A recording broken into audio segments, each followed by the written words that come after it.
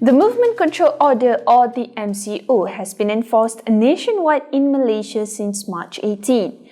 Consequently, economic activities in Malaysia has been disrupted as only businesses selling essential goods were allowed to operate.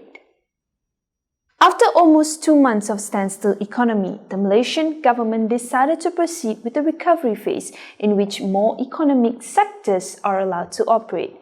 Hence, the Conditional Movement Control Order, or the CMCO, was implemented on the 4th of May. Although the government came out with a new SOP for business operation during CMCO on a frequent basis, the media exposure for the order was still on a declining trend. On the other hand, the number of daily new COVID-19 cases in the country had also improved.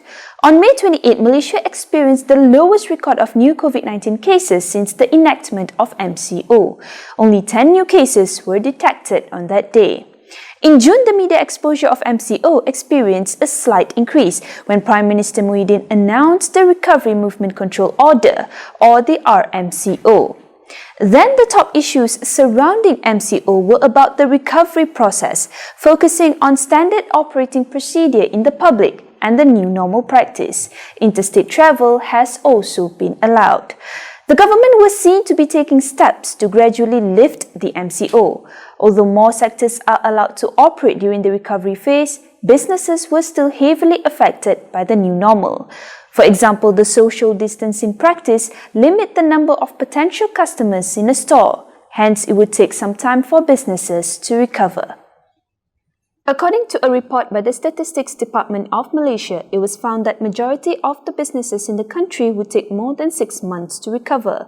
Only 9% of the businesses would take less than 2 months to recover from the impact of COVID-19. In addition to the lengthy period for recovery, businesses might take steps to cut down on its operating costs. Eventually, employers would cut down on its employees to sustain their businesses. Nevertheless, the MCO had already taken its toll on a number of Malaysians as they lost their jobs when the order was enacted in March.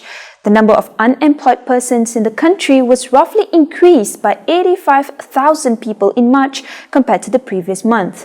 Malaysia's unemployment rate had increased from 3.3% in February to 3.9% in March. On the other hand, the number of job vacancies in Malaysia had been decreasing since the end of 2017.